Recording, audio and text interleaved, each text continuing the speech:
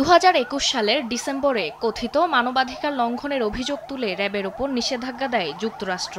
এ নিয়ে ঢাকা ওয়াশিংটন সম্পর্কে দূরত্ব তৈরি হয়। পরে বাংলাদেশের জাতীয় নির্বাচন নিয়ে দেশটির একের পর এক অনধিকার চর্চায় সেই দূরত্ব আরও বাড়তে থাকে।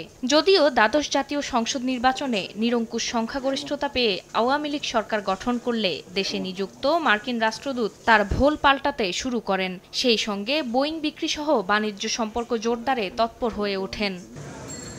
এবার জাতীয় নির্বাচনের পর প্রথম কোনো মার্কিন উচ্চ পর্যায়ের প্রতিনিধি হিসেবে বাংলাদেশ সফরে মার্কিন সহকারী পররাষ্ট্রমন্ত্রী ডোনাল্ড লু। মঙ্গলবার রাতে তিনি প্রধানমন্ত্রীর বেসরকারি শিল্প ও বিনিয়োগ বিষয়ক উপদেষ্টা সালমান এফ রহমানের গুলশানের বাসভবনে যান। ভোজ ও আলোচনা শেষে মার্কিন প্রতিনিধি দল বের হয় রাত 11টার দিকে।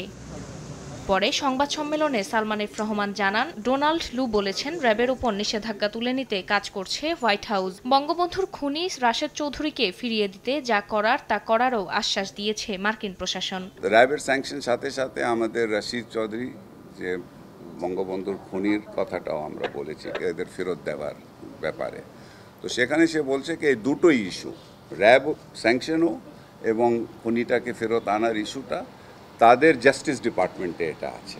আমাদের হোয়াইট হাউস আর স্টেট ডিপার্টমেন্ট থেকে কিন্তু ইন্ডিপেন্ডেন্ট বলছে ওরা স্বাধীনভাবে কাজ করে জাস্টিস ডিপার্টমেন্ট।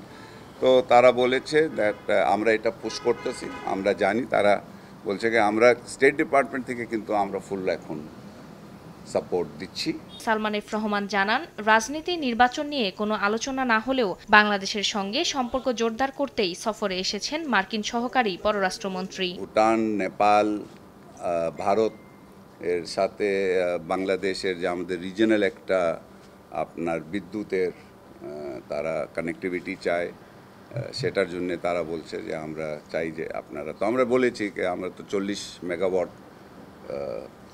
নেপাল থেকে হাইড্রো পাওয়ার শুরু করেছি, ভারতের মাধ্যমে এটা আসবে। তো ওটা শুনে ওনারা খুব খুশি হইলেন।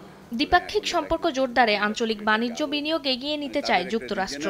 ডলার সংকটের মধ্যে মার্কিন প্রতিষ্ঠানের পাওনা দ্রুত পরিশোধের তাগাদা দিয়ে রোহিঙ্গা ইস্যুতে বাংলাদেশের পাশে থাকার প্রতিশ্রুতি দিয়েছে মার্কিন প্রশাসন। রোহিঙ্গাদেরকে তারা ফেরত নেয়, সেটার উপরে চাপ বলে হ্যাঁ সেটা আমরা চেষ্টা করতেছি। কিন্তু আবার বলেছে যে মায়ানমারের তো আমরা সবাই জানি যে মায়ানমারের যে এখন বর্তমানের যে অবস্থাটা ওখানে, সেখানে এটা সময় লাগবে। বাংলাদেশের শ্রমনীতি ও শ্রম অধিকার নিয়ে বাড়তি কোনো আগ্রহ নেই আলোচনায় লু জানিয়েছেন। আইএলও সন্তুষ্ট হলেই সন্তুষ্ট হবে তার দেশ। ফারজানা আক্তার, সময় সংবাদ, ঢাকা। গরম গরম রুটি, সাথে সুজির হালুয়া, দুর্দান্ত জুটি। তবে জুটি জমাতে চাই তীর আটা ময়দার সুজি, কারণ তীর ছাড়া আমার চলেই না।